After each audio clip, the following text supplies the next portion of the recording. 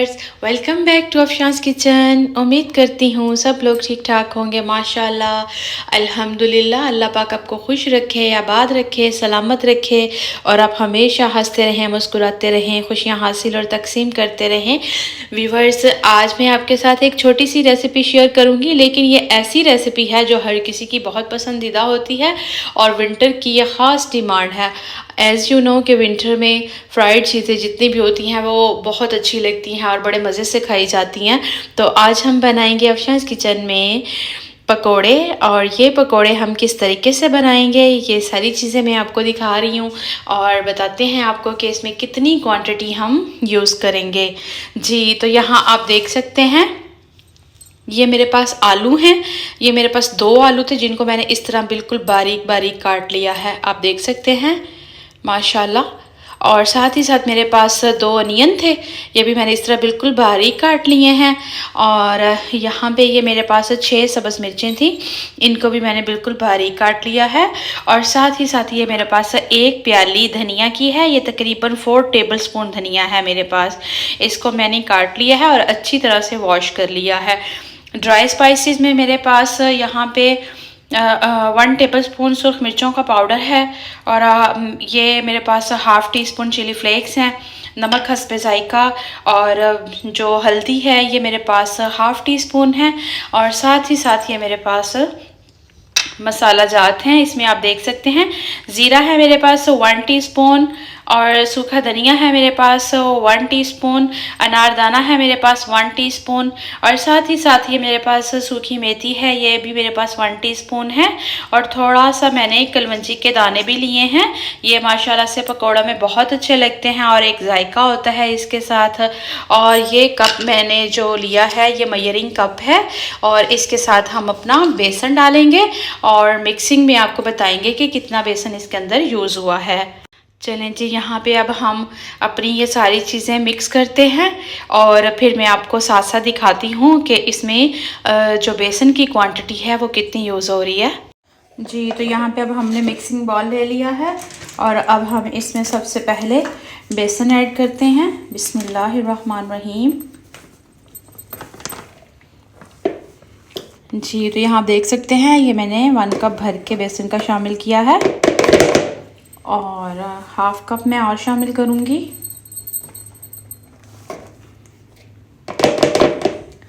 चलें जी, अगर बेसन की दोबारा से नीड हुई तो वो फिर हम इसमें और शामिल कर लेंगे माशाल्लाह। अब हम इसमें साथ ही साथ ये प्याज शामिल करेंगे। बिस्मिल्लाहिर्रहमानिर्रहीम।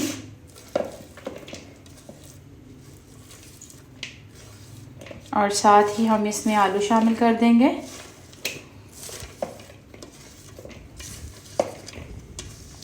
माशाल्लाह, सुभान अल्लाह। जी, तो ये दोनों चीज़ें मैंने इसमें शामिल कर दी हैं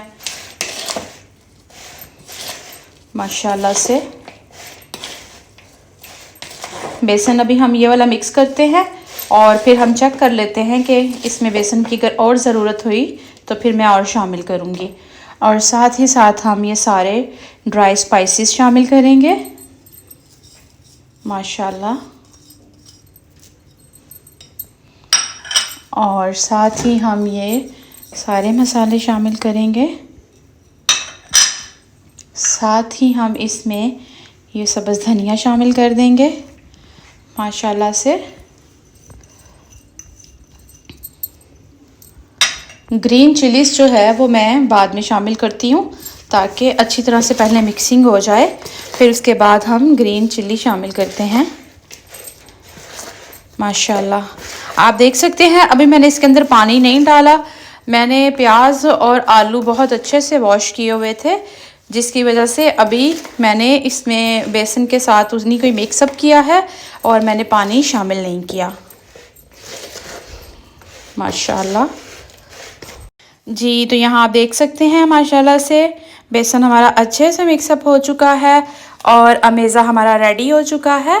और मैंने इसमें 2 टेबलस्पून जो है वो पानी और शामिल किया है, साथ ही साथ मैंने ½ कप बेसन का और शामिल किया है।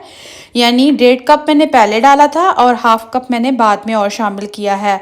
टोटल मैंने इसमें ये 2 कप बेसन के भर के शामिल किए हैं और साथ ही साथ मैंने इसमें थोड़ा सा नमक और शामिल किया है। आप देख सकते हैं माशाल्लाह से मिक्सचर जो है बहुत अच्छे से रेडी हो चुका है। अब मैं इसमें ये ग्रीन चिलीज़ ऐड करूँगी क्योंकि वो मैंने हाथों से मिक्सअप किया है, तो अभी मैं ग्रीन चिलीज़ एंड पे इसलिए शामिल कर रही हूँ, अदरवाइज़ ये आपके हाथों को लगती है बहुत देर तक, तो इस वजह से मैं इसको एंड में शामिल कर रही हूँ ताकि हम चम्मच की मदद से इसको अच्छे से मिक्स कर सकें। जी माशाल्लाह आप देख सकते हैं यहाँ पे अब बेसन बिल्कुल अच्छे से मिक्सअप हो चुका है और तमाम इंग्रेडिएंट्स जो हमने इसमें शामिल किए हैं वो वेल कंबाइंड हो चुके हैं। अब मैं इसको 10 मिनट के लिए रेस्ट पे रखूँगी और फिर मैं इसको फ्राई करती हूँ। मिलते हैं आपसे 10 मिनट के बाद। जी तो यहाँ आप देख सकते हैं माशाल्लाह से अमेज़ा जो है वो इस टेक्सचर में आ चुका है 10 मिनट के बाद। अब हम इसको फ्राई करेंगे। ऑयल मैंने यहाँ पे बहुत गर्म कर लिया है। अब हम पकोड़े डालेंगे इसमें। बिस्मिल्लाहिर्रहमानिर्रहीम। आपने बहुत ज़्यादा बड़े साइज़ के पकोड़े नहीं डालने, जितने आप छोटे साइज़ के पकोड़े डालेंगे एक तो वो अंदर से अच्छी तरह से कुक होते हैं और दूसरा माशाल्लाह से बहुत खूबसूरत लगते हैं। ऑयल आपने अच्छी तरह से गर्म करके पकोड़े डालने हैं, अदरवाइज़ आपके पकोड़े क्रिस्पी फ्राई नहीं होंगे। और जब भी आप पकोड़े फ्राई करें तो आपने ऑयल उसमें खुला यूज़ करना है ताकि पकोड़े हमारे उसके अंदर अच्छी तरह से डिप हो जाएं। इस तरह ये होता है कि पकोड़े माशाल्लाह से अंदर से बहुत अच्छी तरह से कुक होते हैं और बहुत क्रिस्पी बनते हैं।